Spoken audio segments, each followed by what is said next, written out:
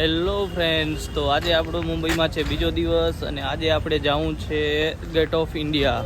તો આપણે ઘરેથી નીકળી ગયા છીએ. સામે છે રેલવે સ્ટેશન, તમે જોઈ શકો છો. ત્યાં જવું છે અને ત્યાંથી ટ્રેન પકડીને જઈશું ગેટ ઓફ ઇન્ડિયા.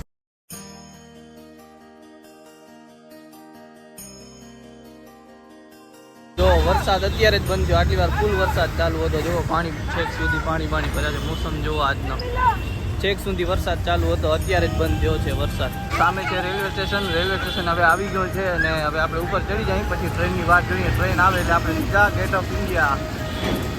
નવીનભાઈ ગયા છે ટિકિટ લેવા. આવી ગયું રેલવે સ્ટેશન. હમણાં આવશે આપણી ટ્રેન. જો એક તો આવી ગઈ છે.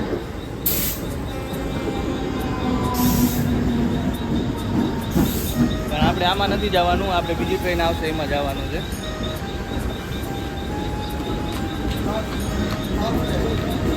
ફાઇનલી આપણી ટ્રેન આવી ગઈ છે અને હવે આપણે અહીંયાથી નીકળી જઈશું ગેટ ઓફ ઇન્ડિયા તરફ જવા માટે. આ કરજો બધા.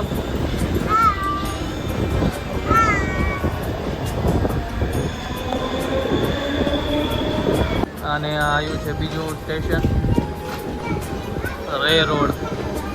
અમે પહોંચ્યા છીએ અત્યારે રે રોડ. જો સાવ ખાલી, વરસાદના કારણે સાવ ખાલી. ને મુંબઈમાં કોઈ પણ તમે રેલવે સ્ટેશન જશો કોઈ ખાલી નહીં હોય, પણ આજે વરસાદના કારણે બધું આખું રેલવે સ્ટેશન ખાલી છે. જુઓ,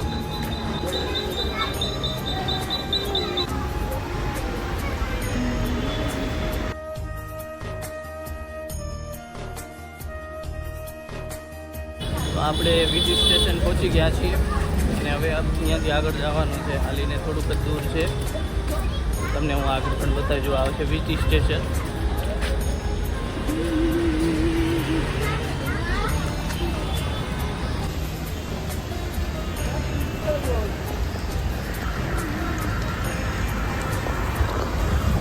અમે વીટી સ્ટેશન પહોંચી ગયા છીએ.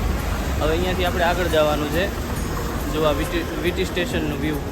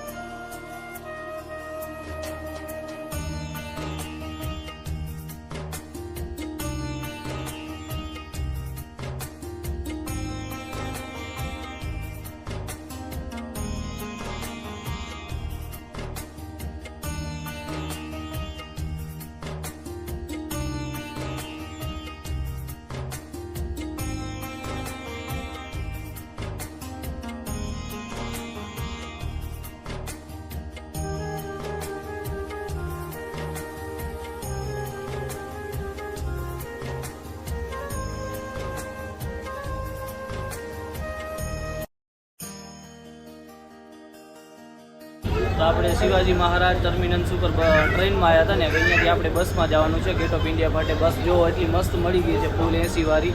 અહીંયાથી એની કિંમત ખાલી 10 રૂપિયા ટિકિટના છે. અને હવે આપણે અહીંયાથી જઈએ છીએ આ ગેટ ઓફ ઇન્ડિયા. બસ મસ્ત AC વાળી છે. બ્લોગમાં છે સુધી બનાવી દો, ત્યાં પણ જઈને આપણે તમને હું બધું બતાવીશ. એકદમ ફૂલ AC વાળી છે, મસ્ત મજા આવી જાય એવી. જો અમારા બધા ફેમિલી મેમ્બર બેઠા છે. અમારા નવીનભાઈ.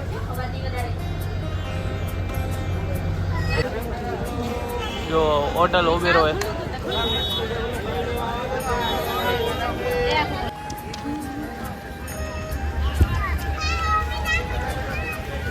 ફોટો લેંગે. અમે આવી ગયા ગેટ ઓફ ઇન્ડિયા. જો આ ગેટ ઓફ ઇન્ડિયાનો નજારો. અને પાછળ છે ઓબેરોય હોટલ અને સામે છે તાજ હોટલ. જુઓ આ નાઇટનો વ્યૂ.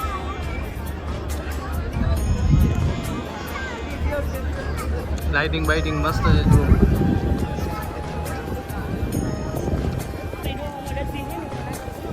જો ગેટ ઓફ ઇન્ડિયા અને આ નાઇટનો વ્યૂ. હોટલ ઓબેરો હોય સામે છે તાજ હોટલ, ત્યાં પણ જઈ લઉં તમને બતાવવાની આગળ જઈ જુઓ.